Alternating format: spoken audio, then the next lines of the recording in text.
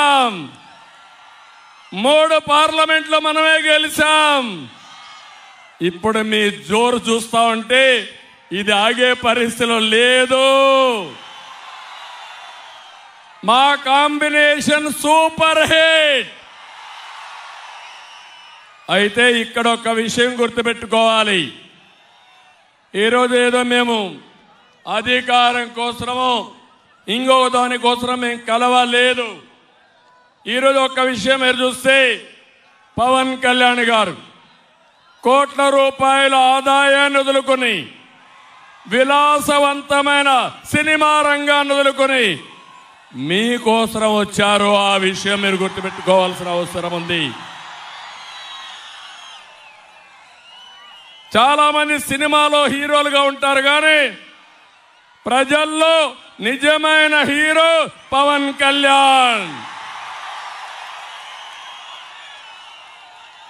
అనేక సందర్భాల్లో పవన్ కళ్యాణ్ గారి పైన వ్యక్తిగత దాడి చేశారు, మానసికంగా వేధించారు, ఎక్కడికక్కడ అడ్డుపడ్డారు. కానీ వారిని చూసినప్పుడు నాకు అనిపించింది మడమ తిప్పని నాయకుడు పవన్ కళ్యాణ్ గారు. చీకటి పాలన అంతం చేయాలని ఎన్ని అవరోధాలు సృష్టిస్తే మేమంటే రాటుపోట్లకు బాగా అలవాటు పడ్డాం. కానీ పవన్ కళ్యాణ్కి అలవాటు లేకపోయినా నిలబడమే కాకుండా నిలదొక్కున్న నిజమైన నాయకుడు పవన్ కళ్యాణ్ గారు అని చెప్పి నేను మీకు తెలియజేస్తున్నా. ఈరోజు ఒక్క విషయం మీరందరూ గుర్తుపెట్టుకోవాలి. కొంతమంది మా ముగ్గురిని విమర్శిస్తున్నారు, నన్ను విమర్శిస్తున్నారు, పవన్ కళ్యాణ్ గారిని విమర్శిస్తున్నారు, బీజేపీ నాయకుల నుండి పురంధేశ్వర గారిని, నరేంద్ర మోడీ గారిని కూడా బీజేపీని విమర్శిస్తున్నారు. ఒక్క విషయం మీరు చూడండి. ఈరోజు మేము సీట్లు అడ్జస్ట్ చేసుకున్నప్పుడు నా జీవితంలో ఎప్పుడు కూడా ఇటువంటి రాలేదు. ఈ నిడదవోలో తెలుగుదేశం పార్టీ సింబల్ లేదు ప్రస్తుతం ఈ ఎలక్షన్లో.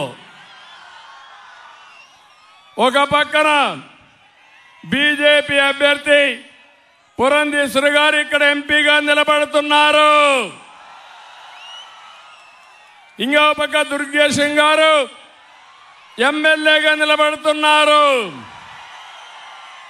మొట్టమొదటిసారిగా తెలుగుదేశం పార్టీ 2 పార్టీలను సపోర్ట్ చేసే పరిస్థితికి వచ్చాం.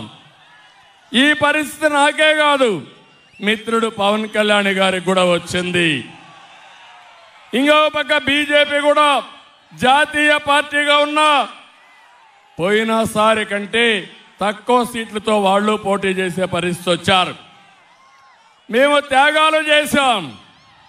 రాష్ట్రం కోసం మేమందరం కలిసి మీ ముందుకు వచ్చాం. మావి 3 జెండాలు. జెండాలు 3 అయినా అజెండా ఒకటే.